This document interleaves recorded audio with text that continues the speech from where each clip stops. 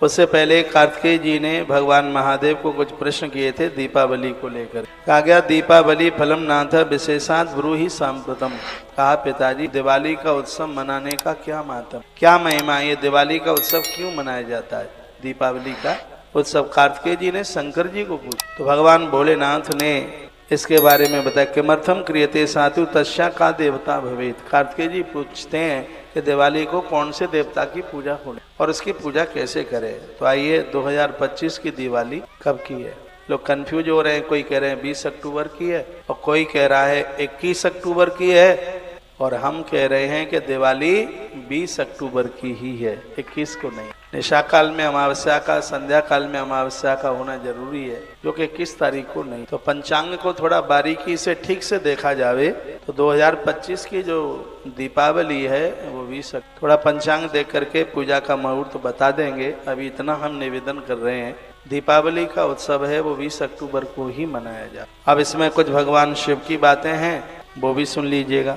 श्री शिव उवाच, भगवान शंकर कहते हैं कार्तिक स्यासते पक्षे त्रयोदश्याम तो पावके यमदीपम बहिर्दध्यात् अपमृत्युर्विनश्यति। भगवान भोलेनाथ ने कहा हे कार्तिकेय, कार्तिक के कृष्ण पक्ष में घर से बाहर यमदीप देना चाहिए, इससे मृत्यु का भय नहीं रहता। यमराज के लिए दिया। ये 5 दिन का दिवाली का उत्सव मनाया जाता है। कब से शुरू होता है? धनतेरस से आरंभ होता है। धन त्रयोदशी से कुबेर की पूजा होती है, चतुर्दशी को यमराज की पूजा होती है, 14 को 14 दिए जलने चाहिए, और उसके बाद अमावस्या है, फिर है गोवर्धन पूजा प्रतिपदा, और उसके बाद में भाई दूज। ये दिवाली के, इसलिए इसको पंच महामहोत्सव के नाम से भी इसे जाना जाता है। कहा गया है पास हाथ में लिए हुए मृत्यु तथा काल से युक्त वर्णन किया गया है कि इसमें यदि कोई गृहस्थ व्यक्ति है तो धनतेरस के दिन जो दिया जला रहे हैं, स्पष्ट लिखा है कि पुरुष लोग अपनी पत्नी के साथ त्रयोदशी तिथि को दीपदान करने से यमराज अति प्रसन्न हो जाते हैं। एक नई सी बात आप सुन रहे हैं, इसमें अकेले नहीं, त्रयोदश्याम दीपदान्यात् सूरजः प्रियतामिति लिखा है। मृत्युना पासस्तेन कालेन भार्यया सह, स्पष्ट लिखा है, भार्या सह, पत्नी के सहित यह दीपदान त्रयोदशी को कीजिए, स्पष्ट लिखा है। इससे सूर्यजः प्रियतामिति, सूर्य के पुत्र यमराज ऐसे इतने प्रसन्न हो जाते हैं कि व्यक्ति के काल मृत्यु। इतना बड़ा महात्म्य भगवान महादेव बता रहे हैं। कार्तिक के कृष्ण पक्ष में चतुर्दशी के दिन चंद्रोदय हो जाने पर पाप से डरने वाले लोगों को अवश्य ही स्नान करने के तत्पश्चात, फिर क्या कहा गया है, चतुर्दशी के दिन वह दिए जलाएं, शाम को स्नान करने के बाद। स्पष्ट वर्णन है, पूर्व विद्या चतुर्दश्याम कार्तिकास्तेतरे पक्षे प्रत्युष समय स्नानम कुर्यादित नृता। संध्या के समय स्नान करने के तत्पश्चात 14 को दिया, जहाँ गैया मैया का गोबर वगैरह डलता, हमारे गांव की भाषा में उसको घूरा कहते हैं, वहाँ पर दिए जलाए जाएं। घर के मुख्य दरवाजे पर, घर के बाहर चबूतरे पर दिया जलाया जाए, वर्णन किया गया है। कहा जाता तेल के दिए जरूर जलाएं, तेल में लक्ष्मी, जल में गंगा। दीपावली के दिन चतुर्दश की प्राप्ति होने पर प्रातः स्नान जल्दी से कीजिएगा।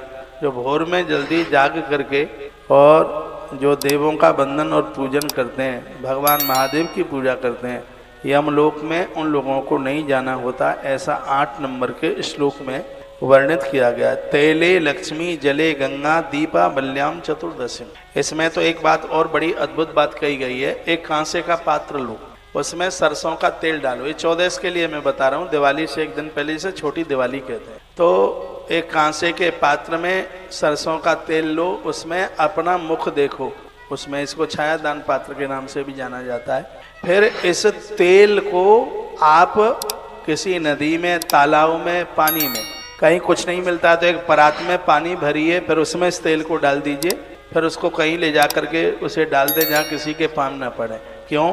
तेले लक्ष्मी जले गंगा, लिखा गया कि जल में गंगा जी और तेल में स्वयं माँ भगवती लक्ष्मी का वास होता है। जिनका दुकान ठीक से चल नहीं रही है, दिक्कत परेशानी है, किसी ने कुछ ऐसा कर रखा है, व्यापार चलाने में मन नहीं लगता, ये अलाए बलाएं सबरी टल जाएंगी। और ये कोई मैं जादू टोना टोटका नहीं बता रहा हूँ, मेरे सामने पद्म पुराण रखा है और उसी के माध्यम से 123वां अध्याय 122वां अध्याय है, 122वें अध्याय का श्लोक नंबर 8 है ये। जो मैं आपको निवेदन कर रहा हूँ, ये चतुर्दशी को ही साल में एक बार ऐसा ये होता है। दिवाली से एक दिन पहले छोटी दिवाली को, तो ये उन्हें तो जरूर करना चाहिए। जो व्यापारी हैं, दुकान चलाते हैं, काम ठीक ठाक चल नहीं रहा है, वैसे तो सबको ही करना चाहिए, इसलिए क्योंकि सबको धन की जरूरत है, पैसा तो चाहिए ही। बिना पैसा के तो भैया बस वाला बस में से नीचे उतार देता है बिना किराए के। ये तो चाहिए सबको अपने अपने खर्चे के लिए। और देखो छोटा सा उपाय है, कांसे का पात्र लें, क्योंकि उसमें आपकी अपनी परछाई दिखाई दे जाएगी। तेल आप उसमें भरें जिसमें अपनी शक्ल दिखनी चाहिए, तो उसमें अपनी शक्ल देखते हुए फिर उस तेल को आसपास नदी सरोवर है कहीं, उसमें आप डाल दीजिए, नहीं तो परात में पानी भरिए उसमें डाल दीजिए। उसके बाद उस परात के जल को कहीं किसी पेड़ की जड़ों में डाल करके वहाँ आ जाना, क्योंकि तेले लक्ष्मी बसे। ग्रंथ में लिखा है कि दिवाली के 5 दिनों में माता लक्ष्मी तेल में वास करती है। घी के दियों की बहुत बड़ी महिमा है, लेकिन घोर गरीबी का नाश करने के लिए, रोगों का नाश करने के लिए लोगों को दिवाली के दिनों में ये तेल जरूर उसको जोत में भी जलाएं, और ये छाया दान पात्र में भी सरसों का तेल इसमें लिया जाएगा। इससे बीमारियां खत्म होंगी। और इन दिवाली के समय पर लोग उल्टा पुल्टा करते हैं, नींबू काट देंगे, दुकान बंद देंगे, उल्टा पटांग करेंगे, नींबू काट करके फेंक देंगे और इतना बुरा बुरा कर डालते हैं। तो इन दिवाली के 5 दिनों में जो सरसों के दिए जलाएंगे तेल के, उनके ऊपर किसी की अनाय बलाय हो ही नहीं सकती, इतनी बड़ी महिमा है इसकी। लेकिन ये छाया दान पात्र की बात इसमें चतुर्दशी के लिए इसमें बड़े स्पष्ट लिखा है, दीपावल्याम चतुर्दशी। ये छोटी दिवाली, मैं यहाँ से जो निवेदन कर रहा हूँ आपको समझ में आ रहा होगा। और पात्र ही फेंक के ना आ जाना, कांसा बहुत महंगा आता है, पात्र अपने घर ले आना, ये नहीं कि उसको ही सहित आप फेंक के आ जाए, सब बताना पड़ता है मुझे। सिर्फ उसमें जो तेल है उसी को उसमें डाल के आ जाए। ऐसा नहीं है कि अब वो किसी काम का नहीं है, अब वो पात्र किसी काम में आने वाला नहीं है, नहीं, वो सब काम में आएगा, पूजा पाठ के भी काम में आएगा। उसको आप लेकर के आ जाइए तो इतना आनंद हो जाएगा। तेले लक्ष्मी जले गंगा, 5 दिन इस जल में स्वयं माता भगवती स्वयं चल करके आती है। दिवाली के 5 दिन में हर पूजा स्नान करके ही करना। दिवाली के 5 दिनों में साधारण जल से नहाने वाले लोगों को भी गंगा स्नान का ही फल प्राप्त होता है, इस श्लोक में ये लिखा है, स्पष्ट वर्णन है।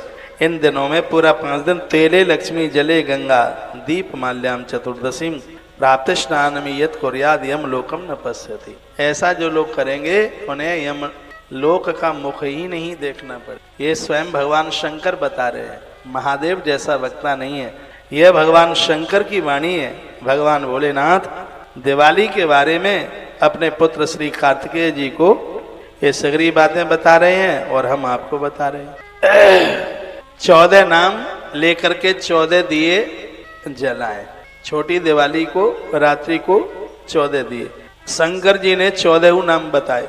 क्या क्या है? यमाय धर्मराजाय मृतवे चांतकाय च वैवस्वताय कालाय सर्वभूतक्षाय च औदम्बराय दग्नाय नीलाय परमेष्टने ब्रकोदराय चित्राय चित्रगुप्ताय वै नमः नरकाय प्रदातव्यो दीप संपूज्य देवता। शंकर कहते हैं जो 14 नाम यमराज के लेकर के जो दिया जलाएगा उसे जीवन में कभी नरक नहीं जाना पड़ेगा। शंकर जी कहते हैं मेरा दावा है, ये भगवान भोलेनाथ कहते हैं। 14 नाम लेकर के, नंबर 1 यमाय नमः, नंबर 2 धर्माय नमः, नंबर 3 मृतवे नमः, नंबर 4 अंतकाय नमः, नंबर 5 कालाय नमः, नंबर 6 वैवस्वताय नमः, नंबर 7 सर्वभूतक्षाय नमः, नंबर 8 औदम्बराय नमः, नंबर 9 ददनस नीलाय नमः, नंबर 11 परमेष्टने नमः, नंबर 12 ब्रकोदराय नमः, नंबर 13 चित्राय नमः और नंबर 14 चित्रगुप्ताय नमः। ये है, कहा गया है कि यदि ये नाम लेकर के प्रदोष काल में जब संध्या का सूर्य अस्तांचल की तरफ चला गया है स्नान करके, और ये 14 नाम लेकर यमराज के लिए ये दिए जलाए जाएं, ग्रंथ में लिखा है अकाल मौत नहीं हो। वैसे भी 14 समय अकाल मौत से ही तो बचाती है। श्राद्ध पक्ष में जो 14 को श्राद्ध होता है उन्हीं के लिए ज्यादा होता है, जो छोटी उम्र में चले गए या आत्महत्या करके मृत्यु को प्राप्त हुए, इससे जीवन की रक्षा होती है। एक दिया तो आप हर साल छोटी दिवाली को जलाते ही है। हम निवेदन कर रहे हैं 1 नहीं 14 जलाइए, 14 दिए जलाइए। क्योंकि भगवान शंकर ने कहा है और हम तो उन्हीं की बात मान रहे हैं। बड़ी दिवाली पर विषम में आप जलाइए 21 दियों की बड़ी महिमा है। बड़ी दिवाली को तो काम आपका 19 नहीं होगा, 21 ही होगा। ज्यादा भले ही कितना भी जला दो, 21 से उसमें सरसों के तेल के और घी के दिए। दिवाली की पूजा में घी दूध ला करके अपने घर में तैयार कीजिए, क्योंकि दिवाली के दिनों में इतनी मिठाई बनती, उतनी तो गाय भैंस भी नहीं है भारत में, इतनी मिठाइयाँ बनती। 5 रुपए के केमिकल से 100 रुपए का दूध तैयार कर दिया जाता है। 5 रुपए का आता है वो सामान, जिससे 100 रुपए का मटेरियल तैयार किया जाता है। खूब सैंपल भरे जाते हैं, लेकिन भ्रष्ट लोग पैसा लेकर के और उनकी दुकान की मिठाइयों को 1 नंबर में पास कर देते हैं। लोग भ्रष्ट हो रहे हैं। तो ये दिवाली के समय पर ये जितनी मिठाइयाँ, मैं तो कहूँगा ये मिठाई घर बनाइए। बाजार में तो जहर मिलता है, इसलिए तो दिवाली के बाद में कितनी बीमारियाँ फैलती हैं। अपने बच्चों को फटाके से थोड़ा सावधान रखें। टक्का फटाके, इतनी वीडियो आती है, किसी का हाथ जल गया, किसी का कान टपक गया, किसी का यह हो गया, किसी का कुछ हो गया। ये दिवाली के समय पर इतनी घटनाएं घटती। दिवाली की रात्रि को घर के बाहर कम जाइए, क्योंकि वातावरण इतना दूषित हो जाता है उन फटाकों के द्वारा, जिसके द्वारा हृदय संबंधी बीमारियां, टीबी जैसे रोग हो जाते हैं। वो धुआं के द्वारा, जो फटाकों के द्वारा इतना धुआं इतना होता है। उस दिन तो अपने घर में ही रह करके पूजा कीजिए, रात भर ज्योत के पास जागिए। दिवाली की रात्रि को ज्योत के पास बैठकर जागने की बड़ी महिमा है। रात को नींद भी आवे तो फिर आप वहीं लुढ़क लीजिए, और सुबह आपको मालूम है कि दिवाली की वो जो पूजा करते हैं, आरती रात्रि को नहीं, आरती भोर में होती है लक्ष्मी माता की। रात में तो आरती होती है ओम जय जगदीश हरे वाली। लक्ष्मी मैया की जो आरती है वो भोर में, भोरारे में पूरा परिवार के लोग स्नान कर लेते हैं और तत्पश्चात घी की ज्योत के द्वारा, और वो दिवाली की रात्रि को यानी पड़वा को भोर होता है, उस समय मैया लक्ष्मी की आरती, लक्ष्मी माता की आरती उस समय होती। उस समय कहा जाता तुम बिन यज्ञ न होते वस्तु नहीं पाता, ओम जय लक्ष्मी माता। अब आप कहोगे कि रात में नहीं सुबह क्यों? हम कहेंगे कि रात्रि को नारायण की आरती कीजिए, क्योंकि जहां भगवान नारायण है वहां लक्ष्मी को 100% रहना ही पड़ेगा।